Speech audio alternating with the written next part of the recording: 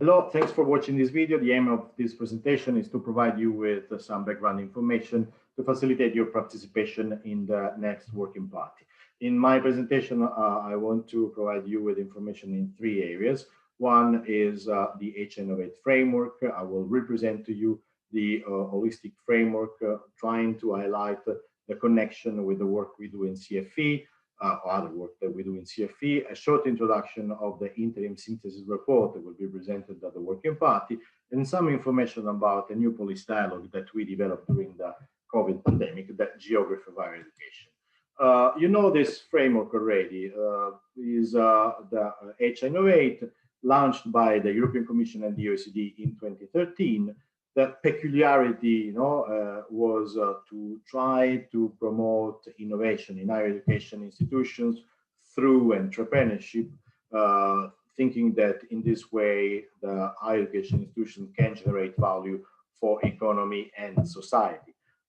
Importantly, this framework takes into account basically all dimensions are related to higher education, innovation, entrepreneurship, the engagement agenda, and these 8 dimensions encompasses area related to governance and strategy, the regulatory frameworks, entrepreneurial education, the knowledge exchange and collaboration, so technology transfer, third missions, but much more than that, internationalization to grab best practices and innovation capacities, measuring impact to evaluate and allocate resources, and the last dimension that was added 2 years ago, the digital transformation and capability, that, as you can imagine, reflects very well the spirit of the time and allows us to go and assess the impact of the COVID situation.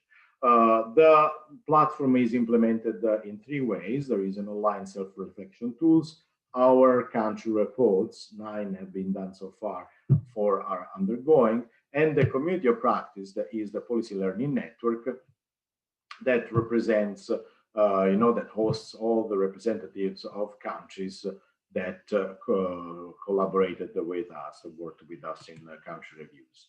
Now, let me discuss a moment of the online self-reflection tool, a very important tool because so far has been used by 1,300 higher education institutions that felt safe, understanding that this is not a ranking or benchmarking exercise, but is basically the possibility for them to understand what actionable initiatives they have to undertake to become more innovative, more entrepreneurial, and to especially more impactful with their ecosystem. It's important for CFE, this work, because many of these higher education institutions, so university, research university, community colleges, have important interaction with firms of all sizes and all ages, promoting their innovation capacity, sharing talent with them, preparing them from the future of society for the future of work. So I think it's important that we focus together on the potential of H-Innovate to inform other processes in CFE. This was also highlighted by an interim synthesis report done with the European Commission that took stock of the 9 country reports done so far. Basically, the main messages are that there are good practices everywhere we went in Europe, with some important variations within countries, depending on ecosystem, regulatory framework, culture of higher education institutions. So still work has to be done to generalize and democratize this entrepreneurial innovation agenda. What we saw is that the current policy reforms tend to be there, but are also focused on a few dimensions: entrepreneurial education, knowledge exchange, and collaboration, but not the governance aspect, almost never the evaluation part. And then still more progress needs to be done to understand that the entrepreneurial innovation agenda, so engagement, needs to be connected, mainstreamed with research activities and teaching activities. The system cannot generate other institutions, other tools.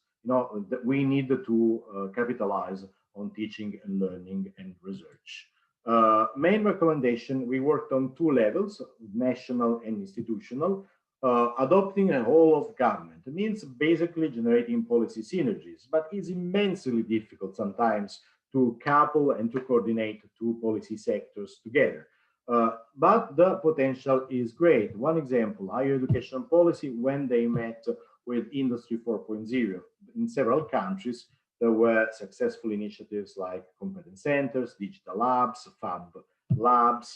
The problem is the sustainability of these initiatives. And so some countries, with the help of digital reform, for instance, are now thinking about how to take stock of these experiences. But we could discuss also the possible synergies with the resilience and recovery facility. The higher education institutions could represent important powerhouses of project, capabilities, and vision to implement the facility.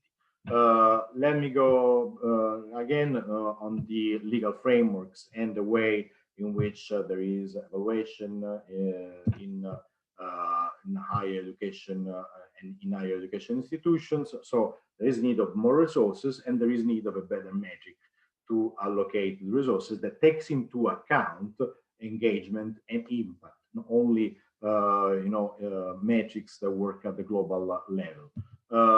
For what concern higher education institutions, we have the importance of institutionalizing this, generating a vision that brings engagement at the center of the strategy of the institution, and then again the mainstreaming, so the capacity to connect these activities with teaching, learning, and research activities.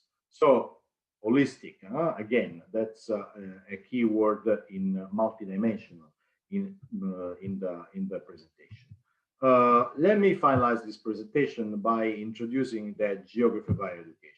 Now, we have recently agreed with the Inter-American Development Bank to basically do a project that will look at the capacity of higher education institutions to connect with their ecosystems in Latin American countries. This is a project we are currently implementing with them, and that will, capitalize on what we have learned in Europe to, have an international policy dialogue about a new role for higher education institutions. This policy dialogue started in February 2020 in a face-to-face meeting, but due to COVID situation, we had to go online, and we had the possibility to meet and cooperate with key stakeholders from the United States, Cliff Paredes from the University of Texas, San Antonio, but also with Christopher Cripps from the Sorbonne, Paris. And our next webinar will be with Riem Kanso from University of Oxford from the UK. So thanks for your attention. Thanks for watching this video again. Raffaele Trapasso, and I look forward to get in touch with you in the webinar next week. All the best.